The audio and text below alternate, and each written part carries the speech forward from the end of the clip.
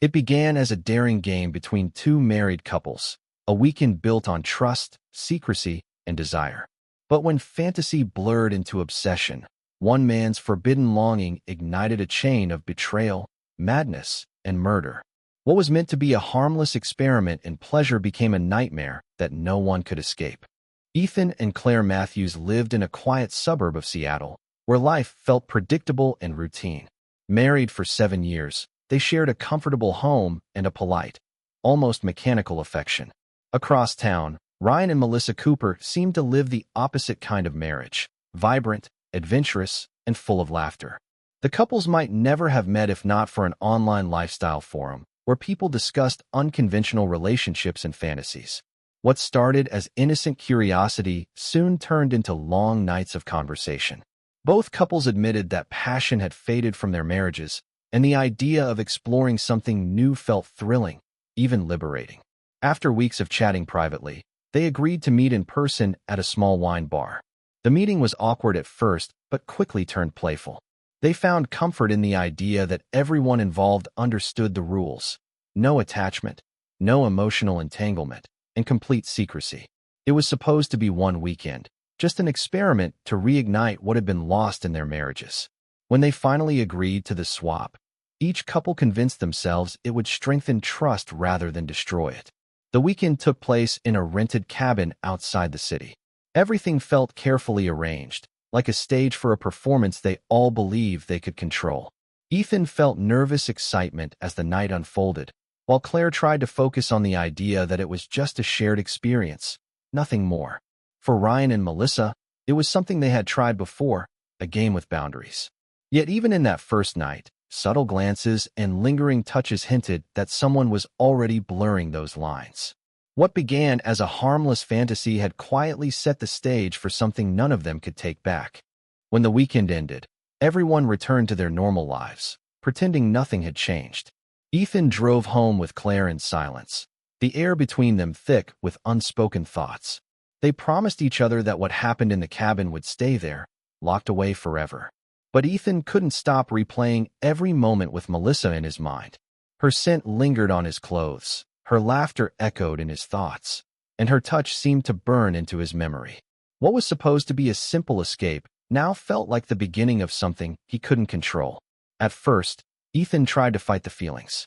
He told himself it was just infatuation, a trick of the mind caused by excitement and guilt.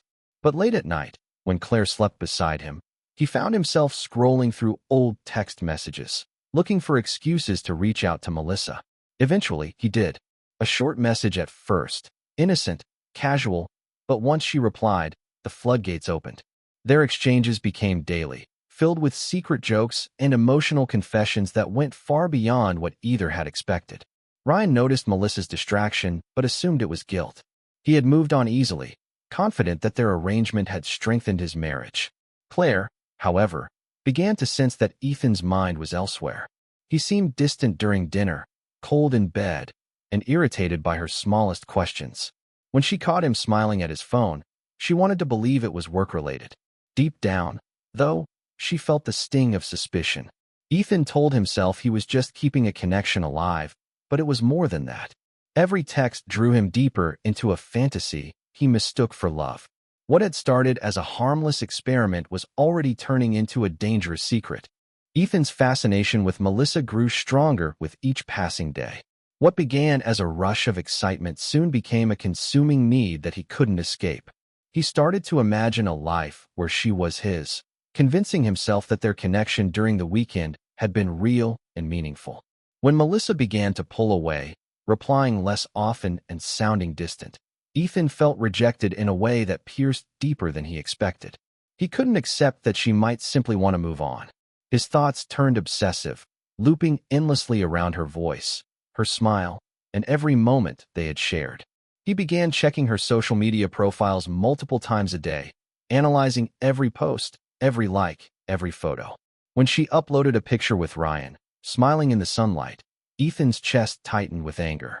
He told himself she was only pretending, that she was trapped in a marriage she no longer wanted. The fantasy gave him comfort and justification.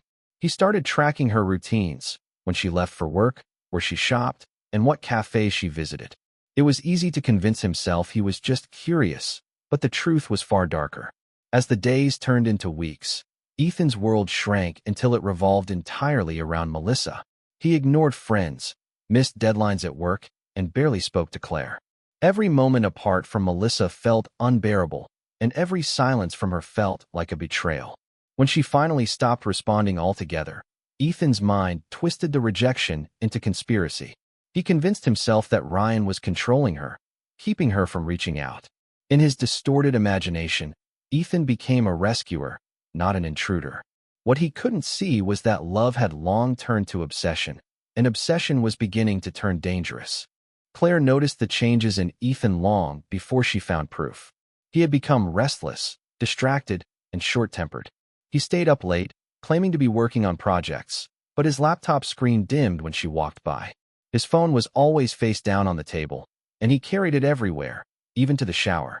When he wasn't staring blankly at his screen, he was lost in thought, barely responding when she spoke. The warmth that once filled their home had been replaced by cold silence. Claire tried to reason with herself that it was just a phase, maybe work stress or guilt from their weekend experiment. But something inside her whispered that it was more. One night, after Ethan fell asleep, Claire picked up his phone. Her hands shook as she scrolled through his messages. Most had been deleted, but one image remained. A picture of Melissa smiling at a restaurant. That single photo shattered any illusion of normalcy. When she confronted Ethan the next morning, he denied everything, claiming it was just an old photo, nothing more. But his eyes gave him away. The distance between them grew wider, and Claire began to feel like a stranger in her own marriage. Meanwhile, Ethan's obsession deepened. He began driving by Melissa's house late at night, parking far enough away to avoid being noticed.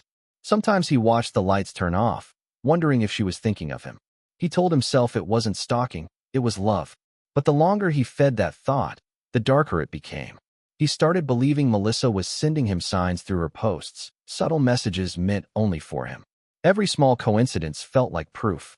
What Claire saw as betrayal, Ethan saw as destiny. His grip on reality was beginning to slip completely. The night of the confrontation began with heavy rain that drenched the streets of Seattle, turning every light into a blur of reflection. Ethan sat alone in his car, parked on a quiet street near Melissa's house. The windshield wipers clicked back and forth in slow rhythm, matching the restless pounding of his heart. He had been drinking, the sharp scent of whiskey filling the car. Empty bottles littered the passenger seat. In his mind, he replayed every moment with Melissa, twisting them into proof that she wanted him to. Her silence had to mean something more than rejection. He convinced himself she was scared, trapped by Ryan, unable to reach out. When he saw lights flickering through the curtains, laughter drifted faintly through the rain. Ethan stepped out, heart hammering, his shoes splashing through puddles. Through the window, he saw Melissa and Ryan sitting together on the couch, wine glasses in hand, smiling. To anyone else, it would have been an ordinary evening. To Ethan, it was betrayal. Rage and heartbreak surged through him until all reason disappeared. He walked around the side of the house and found the back door unlocked. The moment he stepped inside, the warmth and laughter of the living room felt unbearable. He called out, but his voice trembled more with fury than fear. In his jacket pocket, his fingers tightened around a kitchen knife he had taken from his car earlier that evening.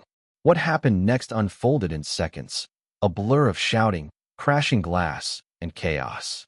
When it was over, Ryan lay motionless on the floor, and Melissa was bleeding, crying out in disbelief. Ethan stood frozen, his face pale, his hands shaking. Then he dropped the knife and ran into the storm, disappearing into the darkness without looking back. By the time the police arrived, the quiet suburban street had turned into a scene of flashing lights and chaos.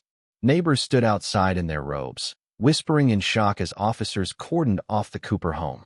Inside, the air was heavy with the smell of blood and wine. Ryan's body was found near the living room, his shirt soaked red, the furniture overturned from the struggle. Melissa was alive but barely conscious, her breathing shallow and weak. She was rushed to the hospital, unaware that her husband was already gone. The words domestic disturbance were soon replaced by homicide, as detectives pieced together the horror of what had happened. News spread fast. Within hours, local headlines carried fragments of the story. Suburban wife swap ends in murder. Reporters camped outside the neighborhood, hungry for details about the scandalous background. The police quickly identified Ethan Matthews as the suspect, his car missing, his phone turned off. Claire, stunned and broken, was brought in for questioning. She sat in the station, trembling, as she told investigators about her husband's growing obsession, the late-night messages, and his refusal to let go. She admitted she had warned him that his fixation was turning dangerous, but she never imagined it would end like this. Detectives found Ethan's fingerprints on the knife, his jacket left behind near the back door, and traces of his blood leading into the rain-soaked yard. They suspected he had injured himself during the struggle before fleeing. The story became national news, painted as a modern cautionary tale of jealousy, lust, and delusion. While Ryan's family mourned and Melissa fought for her life, police launched a manhunt for Ethan.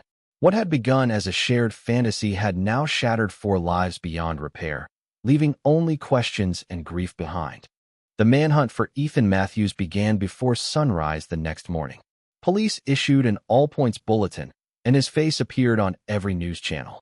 His car, a silver sedan, was last seen heading north toward the Canadian border. State troopers were stationed along the highways, and helicopters swept through wooded areas, but Ethan seemed to vanish into thin air. Investigators believed he had planned his escape in advance. His credit card showed no new activity, and his phone remained switched off, leaving no digital trail. Every clue pointed to a man who had gone off the grid completely.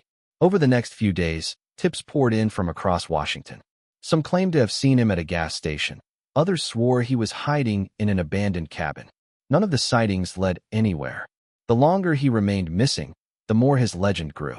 News anchors described him as a man broken by guilt, while others portrayed him as a calculating murderer. Police searched his home, finding notebooks filled with messy handwriting, pages about love, destiny, and betrayal. The writings revealed a disturbed mind spiraling into obsession long before the crime. Claire cooperated fully with authorities, but struggled under the weight of the media storm. Her face appeared beside Ethan's in every article, labeled the wife who didn't know. She hid away, haunted by the thought that she might have prevented it all. Meanwhile, detectives found new evidence suggesting Ethan had stopped for gas 2 days after the murder, meaning he had survived on the run longer than they thought. But after that, the trail ended. It was as if he had dissolved into the wilderness. The search dragged on for weeks, and hope of finding him alive, or finding him at all, began to fade.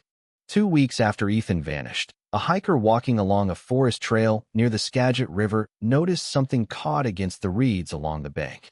At first, it looked like debris washed down by the current, but as he drew closer, the outline of a body became clear. The man's clothes were soaked, his skin pale and lifeless. Authorities were called immediately, and the discovery brought an abrupt end to the long, exhausting search. The body was recovered and transported for examination. Dental records confirmed what many had already suspected. It was Ethan Matthews.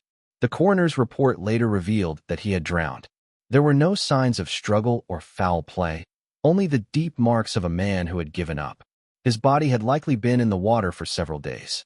Investigators pieced together a possible route based on where his car had been found a few miles away, abandoned near the edge of the forest.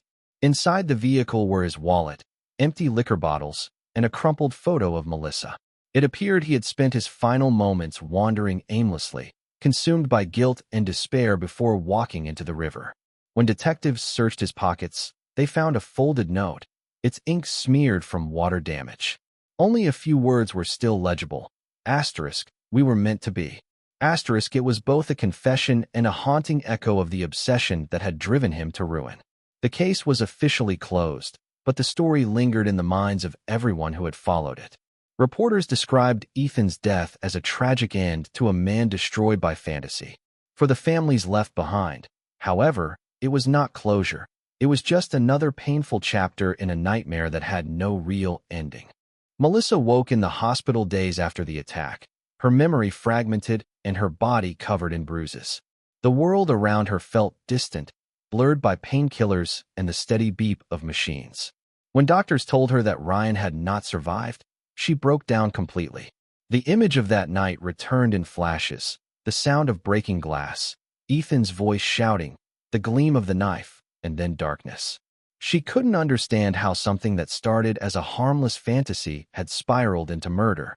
As her wounds began to heal, the emotional scars only deepened. The media followed her every move once she was strong enough to speak. Reporters camped outside the hospital, desperate for a statement. When she finally appeared on camera, her voice trembled as she described the nightmare she had survived. She admitted this swap idea had seemed thrilling at first, a way to bring excitement into her marriage, but she never imagined it could lead to obsession and death. Her interview became national news, sparking debates about relationships, boundaries, and the dangers of blurring fantasy with reality. While Melissa struggled to rebuild her life, Claire vanished from the public eye. She sold the house, deleted her social media accounts, and moved to another state. Friends said she wanted to start over, far from the whispers and judgment. She was seen once at Ryan's memorial service, standing quietly in the back, her face pale and distant. For her, the tragedy had destroyed everything she believed about love and trust. Melissa eventually returned to work, but lived with constant fear, checking over her shoulder whenever she was alone. The experience had left her hollow.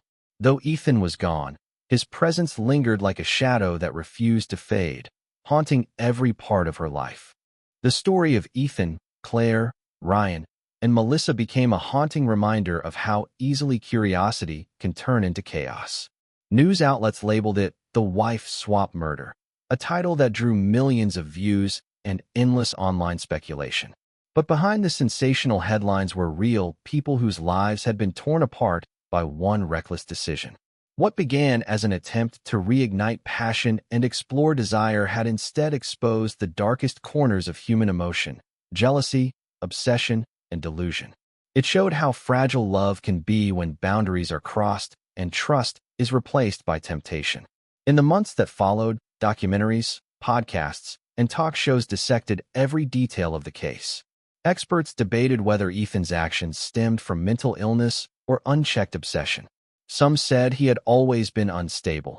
Others believed the experiment had simply unlocked something that was already buried deep within him. For many viewers, the story served as a disturbing reflection of modern relationships, how easily emotional lines can blur in a world fueled by fantasy and secrecy. Melissa eventually left Seattle, moving to another city under a new name, hoping to escape the constant reminders of what had happened. Claire never gave another interview, living quietly and avoiding questions about her past. The two women, once linked by a reckless choice, spent the rest of their lives carrying scars that no one could see. Years later, when the house where it all began was sold, neighbors still whispered about the tragedy. Some claimed that on quiet nights, they could hear faint echoes of shouting carried by the wind. Whether true or not, the story continued to live on, a chilling lesson about how quickly passion can become obsession and how one fantasy can destroy everything it touches.